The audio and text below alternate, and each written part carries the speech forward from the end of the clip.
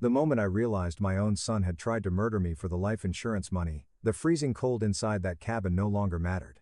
That betrayal had already cut deeper than any winter wind. Just 2 days earlier, he was smiling, singing along to old tragically hip songs on the radio, squeezing my shoulder and saying, "This is going to be good for us, Dad. You'll see." I believed every single word he said. My name is Walter. I'm 66 years old. I spent 31 years with the RCMP, the last 12 of them as a staff sergeant out of Red Deer, Alberta. I've talked people off bridges. I've knocked on doors to tell families their children weren't coming home. I've sat across from men who looked me in the eye and lied with the kind of ease that most people reserve for breathing, and I still didn't see my own son coming. Let me back up because none of this makes sense without the beginning, and the beginning started long before that cabin. My wife, Carol, passed away 4 years ago, ovarian cancer. She fought it for 18 months with a stubbornness that I always loved about her and a grace that I could never quite understand. We'd been married 38 years. I don't have the words for what losing her did to me, so I won't try. What I will tell you is that after she was gone, our son, Ryan, became something I hadn't seen from him in years: attentive, present. He called every Sunday. He drove up from Calgary on long weekends. He asked about my RRSP, my pension, my life insurance policy, which I took out a decade ago and updated after Carol's death. $1 million policy. Ryan was listed as the sole beneficiary. At the time, I thought his interest in my finances was because he was concerned about me. I thought Carol's death had finally made him grow up a little. I was wrong about that. I was wrong about a lot of things when it came to Ryan. He was 41 years old and had never quite found his footing. That's the kind way of putting it. The honest way is that Ryan had spent the better part of 2 decades making choices that left other people cleaning up after him. He'd washed out of 2 different college programs, talked me into co-signing a business loan for a gym equipment rental company that lasted 11 months, and gone through a divorce that cost him the house, his relationship with his daughter, and what was left of his self-respect. Carol used to say he had my determination without my patience. She said it like it was a compliment. I'm not sure it was. The money problem started getting serious about 3 years ago. The first time he called asking to borrow $25,000. He said it was for a fresh start, a food truck. He'd done his research, had a business plan, just needed seed capital.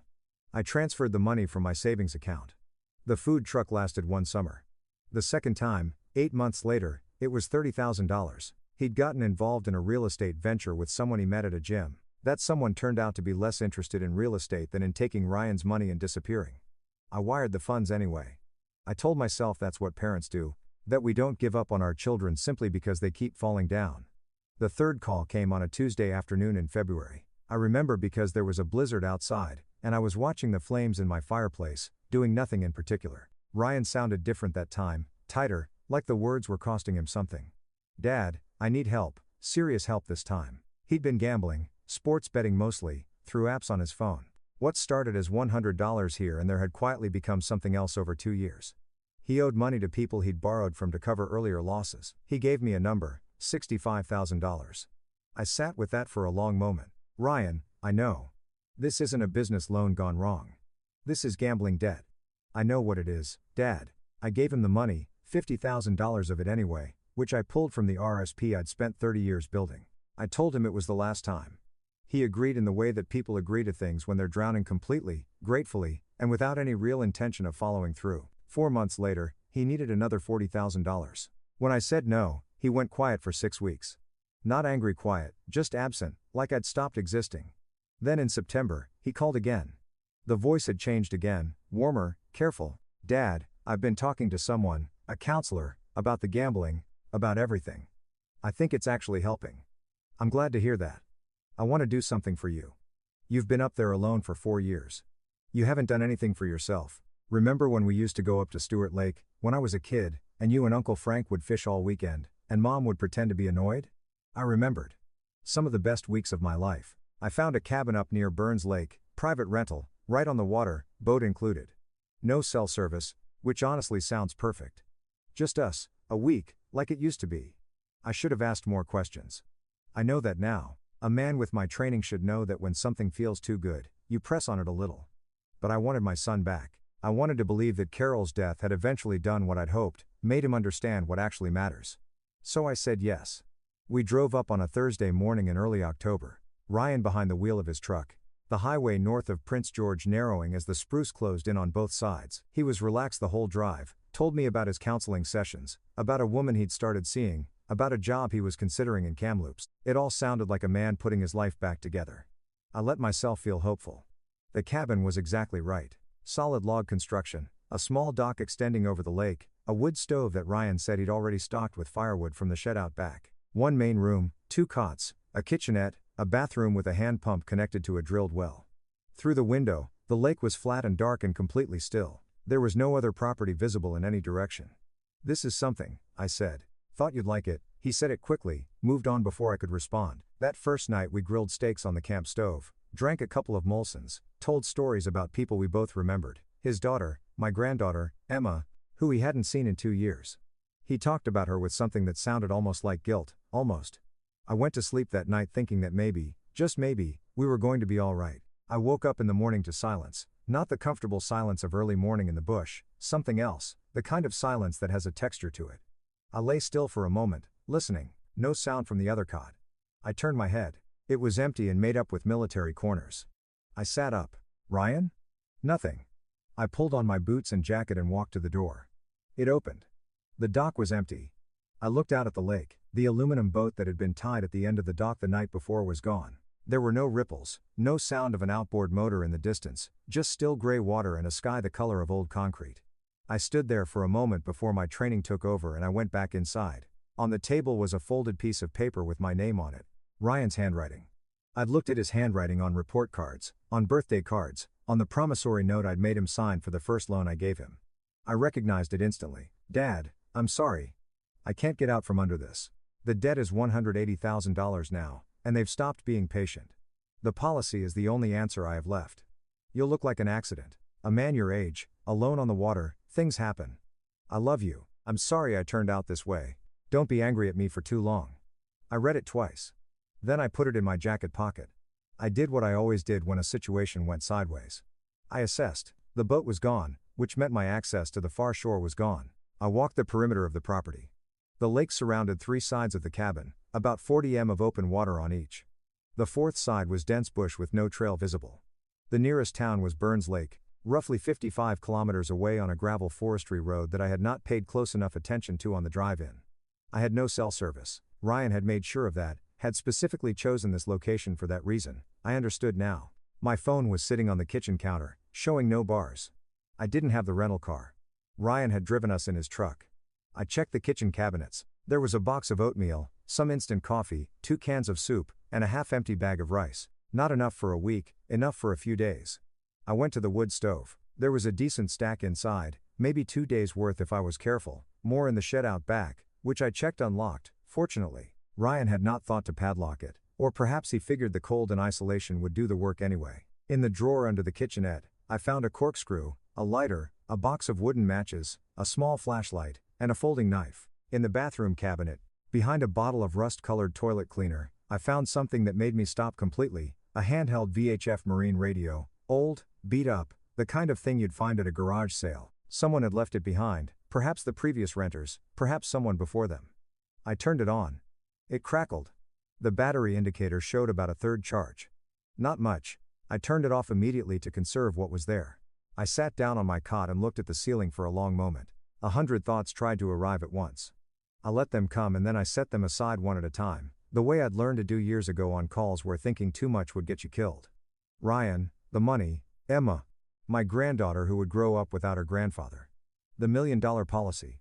Carol, who would have been devastated by this in a way that I couldn't let myself fully feel right now. I stood up. I had been a police officer for 31 years. I had survived a standoff in Wetaskiwin in 1997 that killed one of my colleagues and left another with permanent hearing loss. I had worked northern detachments in winter conditions that most Canadians don't want to think about. I was not going to sit in this cabin and wait to become a life insurance claim. I turned the radio back on and found channel 16, the international distress frequency. I keyed the transmit button. "Mayday, Mayday, this is a civilian on a lake property near Burns Lake, BC. I am stranded without boat or vehicle transportation. My name is Walter Adkins. Can anyone read me?" Static. I tried again. Static. I tried channel 9. More static. I tried 22A, which I knew was a working channel for Canadian Coast Guard Auxiliary in some BC regions. A voice, faint, interrupted by static. But a voice. "Station calling on 22A, this is BC Conservation Officer Service, Nadina Lake area. I am reading you weekly. Please identify. I nearly dropped the radio. I pressed transmit. This is Walter Adkins. I'm a retired RCMP officer. I am stranded on a private lake cabin property, approximately 55 kilometers from Burns Lake on a North Forestry road. My son drove out and left me without transportation. I have no cell service. Can you copy? A pause. Then, Mr. Adkins, I copy. This is Officer Christine Lavoie. I'm in the field about 30 kilometers from your general area. Signal is poor. Say again your situation. I gave her the full picture as efficiently as I could. Stranded, no boat, no vehicle, weather looking increasingly gray to the north, the radio battery sitting at maybe 25% now. Mr. Adkins, I have to be honest with you. There's a system moving in from the northwest.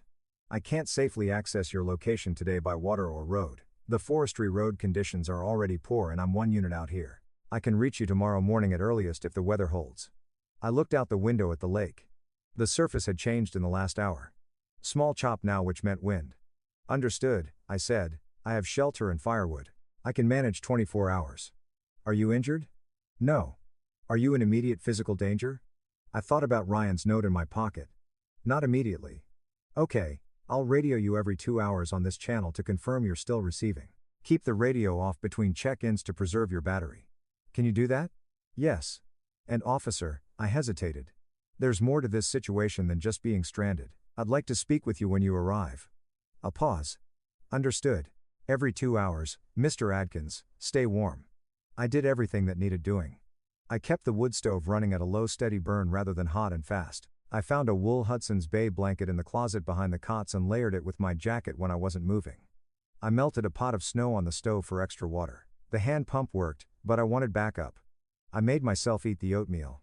I took my blood pressure medication from my jacket pocket and swallowed it with cold coffee. Every 2 hours, Christine's voice came through the static. She was calm, professional, and each check-in lasted no more than 3 minutes to protect the battery. On the third check-in, around 10 that evening, she asked more questions about my situation. I told her about the note, about the gambling debts, about the life insurance policy. She was quiet for a moment. My brother did something similar, she said. Not to me, to our mother. Different circumstances. Convinced her to change her will, drained her accounts while she was in the hospital. He went to prison. She died anyway. But she died knowing what he was. Another pause. I'm telling you that so you know I'm not going to treat this like a simple welfare check when I get to you tomorrow. Something loosened in my chest that I hadn't realized was tight. I appreciate that, I said. Get some sleep, Mr. Adkins. Every 2 hours. I didn't sleep much. I fed the stove at 2:00 in the morning, sat with a cup of instant coffee, and let myself feel what I hadn't let myself feel since finding Ryan's note. Grief, mostly, not fear. Grief for the boy I remembered Ryan at 8 years old teaching himself to fish with the patience he never applied to anything else in his life. Ryan at 16 giving a speech at Carol's parents' 50th anniversary that made his grandmother cry. Ryan at the airport the day I retired holding a sign that said, Staff Sergeant Dad off duty. I had loved my son without reservation or remainder for 41 years. That doesn't simply stop. It doesn't shut off like a tap. What it does is sit alongside everything else and make everything else heavier. The weather came in hard around 3:00 in the morning. Rain turning to sleet, whined off the lake that found every gap in the log walls. I pulled the cots together, put both mattresses on one, and slept under the wool blanket with my jacket over it. Cold, but manageable. I had survived worse. Christine radioed at 6:00 the next morning. She was moving. Weather had shifted. She could reach the forestry road access point within 2 hours. I was to stay put, stay warm, and stay on the radio. She arrived at the dock at 9:17. A green government truck with a flat-bottomed aluminum boat in tow. She was somewhere in her mid-40s. Lean, dark hair pulled back, wearing an olive-green conservation officer jacket. She tied the boat to the dock and stood there looking at the cabin's exterior for a long moment before coming to the door. When I let her in, she took one look around the inside of the cabin, the stripped-down furnishings, the empty kitchen shelves I'd already cataloged, the wood stove I'd been running on a tight schedule, and her expression was the same one I used to see on experienced officers arriving at a scene, taking it all in before saying anything.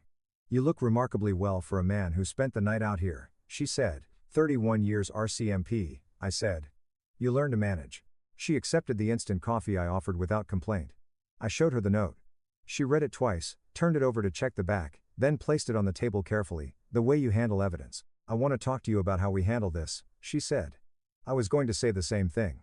What she told me next was methodical. If we called this in immediately, and we would have to, the note made it a criminal matter. Ryan would be arrested and charged, which was appropriate. But she'd seen cases like this move slowly through the courts. Defense counsel would argue that a note was not the same as an action, that Ryan had changed his mind, that no actual harm had occurred, that his father was alive and had never been in immediate danger because of any act Ryan directly committed. The boat he'd taken was his to take as the renter of the property. These arguments might not succeed, but they would lengthen the process, perhaps for years. Or, she said, you let me document everything first, every detail. Then you let him believe you don't know what he did. Let him come to you. People in his situation, when they think they've gotten away with it and then find out their plan failed, they don't stay quiet.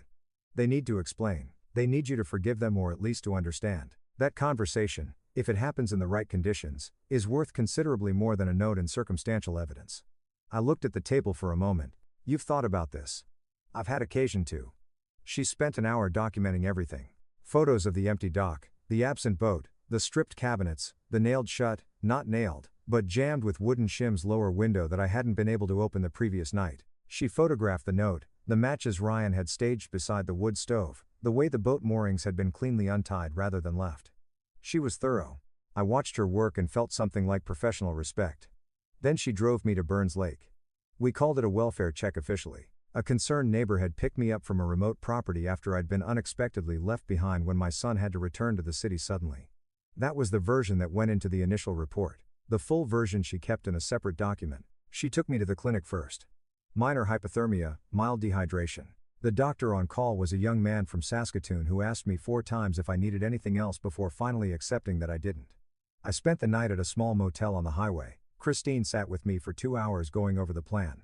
Ryan had already called the property rental company that afternoon. She'd found out, reporting that his father had elected to stay an extra few days. He was establishing an alibi of sorts, creating the narrative of a man who'd been checked on, who was fine, who had chosen to extend his stay. It was tidier than the Montana plan with the fake note. Ryan wasn't stupid. He just hadn't counted on a marine radio that someone left behind in a bathroom cabinet. He'll call you, she said. When he thinks enough time has passed, he'll call and pretend to be worried. She was right. He called on the 3rd day. I answered from my motel room. Dad, I've been trying to reach you for 2 days. The rental company said you were staying on, but I couldn't get through. The signal is terrible up here, I said. I made my voice sound tired. Not difficult. Are you okay? Do you need me to come get you? I think I'm going to wrap up a couple days early, actually. Would you mind driving back up? A pause. Brief, but there. Of course. Yeah, I can be there the day after tomorrow. I appreciate it, Ryan. I paused. I've been doing a lot of thinking up here. About what? Us. Your mother. Everything. I let that land for a moment. I think when you get here, we need to talk. I want to understand what's going on with you. Really understand it. Can we do that? His voice, when he answered, was lower. Yeah, Dad, we can do that. Christine had given me a small audio recorder from the Provincial Conservation Service's evidence toolkit, the kind used in wildlife enforcement investigations. I clipped it inside my jacket pocket before Ryan arrived. I met him in the parking lot of the motel rather than at the cabin. I watched him pull in and step out of the truck with the expression of a man preparing for something he'd rehearsed. Concern arranged on his face like furniture moved into place for a showing. He hugged me. I let him. We sat in the motel room. I'd asked Christine to wait in the parking lot in a vehicle Ryan wouldn't recognize with her phone recording through the window. 2 layers, she'd insisted. I was grateful for her precision. I made tea on the in-room kettle and sat down across from my son. You look tired, he said. I didn't sleep well. It was cold. I looked at him. The boat was gone when I woke up that second morning. His expression shifted barely. I had to come back early. Work thing. I left a note. You didn't see it? I saw a note, I said. He went very still. I read it several times, actually. To make sure I understood it correctly. I reached into my jacket pocket and placed the folded note on the table between us. He stared at it. His face, when he looked up, had gone pale in a way that had nothing to do with the cold outside. Dad, I need you to say it. Not to me. I already know, but I need you to say it out loud because I spent 31 years watching what happens when people don't have to face what they've done. Say it. He looked at the table, at the note, at his hands. Then, in a voice that was barely audible, I left you there. Why? You know why. Tell me. A long silence. Then it came out of him, not all at once, but in pieces, the way things come out when someone has been holding them too tightly for too long. The debt had grown past what I knew about. It was closer to $200,000 now, owed to 2 different private lenders who were not patient men. Ryan had convinced himself, somewhere in the calculus of desperation and self-justification, that debt and shame can build in a person, that the life insurance policy was the only logical exit, that I was 66, that I was alone, that my best years were behind me, that it wouldn't really be wrong because I wouldn't know the difference, and he would be freed from something he couldn't see his way out of. You decided I didn't have anything worth living for, I said. He flinched. I told myself you were ready. That you missed Mom. That it was almost. He stopped. Say it. That it was almost a kindness. I sat with that for a moment. Outside of the window, a Tim Hortons cup bounced across the parking lot in the wind, completely ordinary. Life continuing in its completely ordinary way around this completely extraordinary thing. I have a granddaughter, I said. Emma is 9 years old, and she has not seen her grandfather in 2 years because you and her mother don't speak. I have 3 colleagues from my years in Red Deer who still call me every month. I have a garden. I have a dog named Murray who is currently staying with my neighbor Glenn, and who will be extremely happy to see me. I have a great deal to live for, Ryan. He put his face in his hands. The door opened. Christine came in. 2 officers from the Burns Lake RCMP detachment came in behind her. Ryan looked up, and for one moment his expression was pure bewilderment, the look of a man who has made a calculation that turned out to be wrong in every possible direction. Ryan Adkins, one of the officers said, and continued from there. He didn't run. He didn't argue. He sat with his hands on his knees while they spoke, watching me the whole time with an expression I couldn't fully read. Not quite remorse. Not quite relief. Something in between, perhaps. The face of someone who has been carrying something very heavy and has finally, in the worst possible way, set it down. They took him outside. Christine stayed. You did well, she said. I've done worse interviews, I told her. It was true. She laughed quietly, not a happy laugh, the kind that comes out when the adrenaline finally drains away and the only alternative is crying.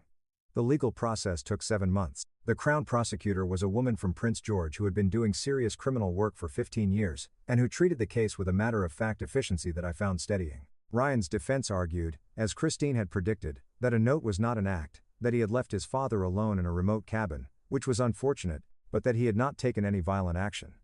That he had intended to return.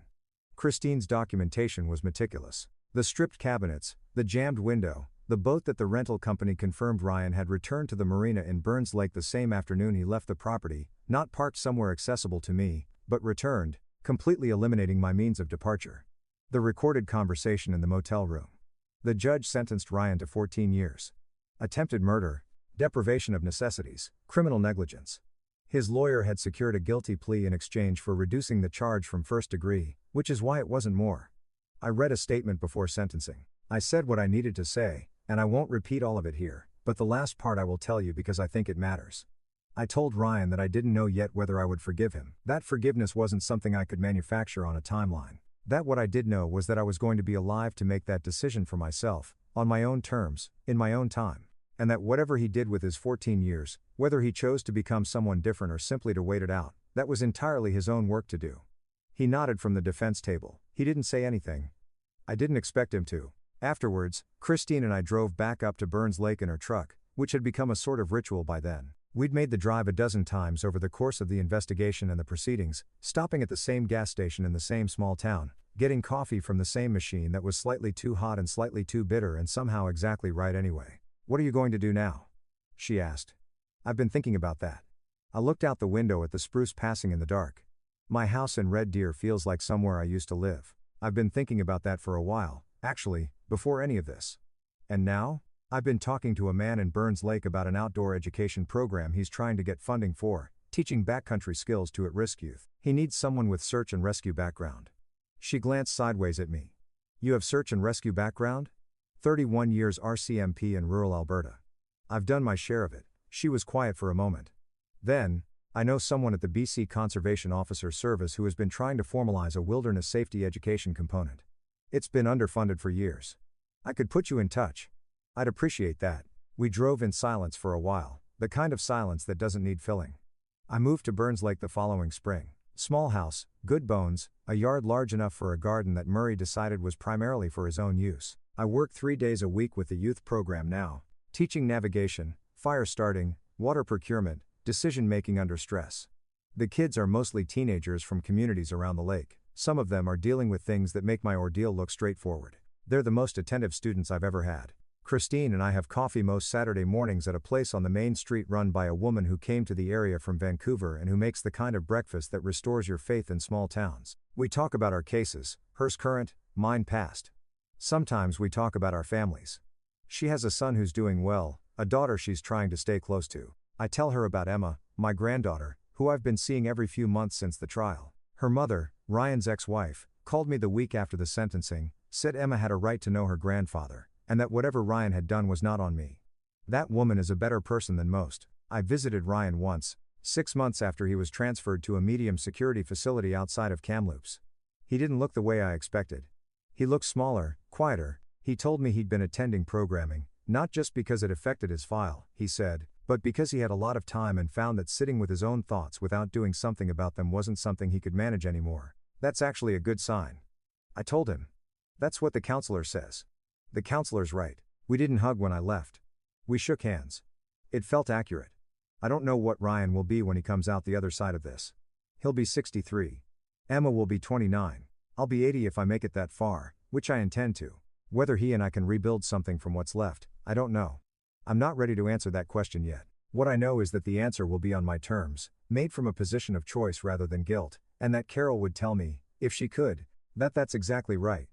There's something I've been asked by people who've heard pieces of this story about how I feel toward Ryan, whether I hate him, whether I understand him. The honest answer is that I understand him better than I want to and hate him less than some people think I should. He was a man who had run out of everything: money, dignity, options, hope, and instead of asking for help in a form that might have worked, he made the worst possible choice. I'm not interested in defending that, but I'm also not interested in spending whatever years I have left in a state of sustained bitterness about it.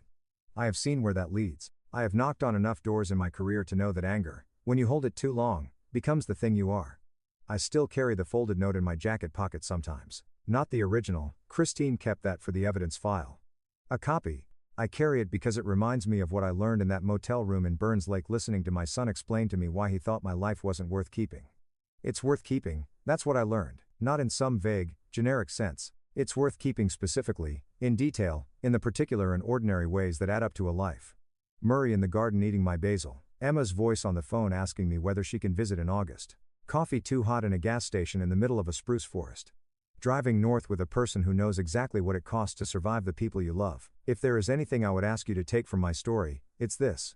The warning signs are usually there. I don't say that to blame myself.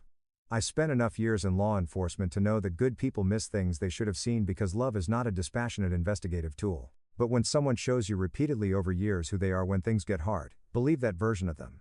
Help if you want to help. Set limits, but never stop believing what you have seen with your own eyes. And if you ever find yourself stranded somewhere without a phone, without a boat, without the means you were counting on, look in the bathroom cabinet.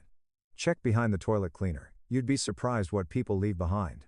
I'm 67 now. I'll be 68 in March. I made a point of calling Emma this week just to tell her that. She said, "Grandpa, birthdays aren't an accomplishment." I told her she was wrong about that and that I had some evidence to support my position. She thought that was funny, so did I. Thanks for watching and remember, the craziest stories are still ahead. Subscribe so you don't miss the next one.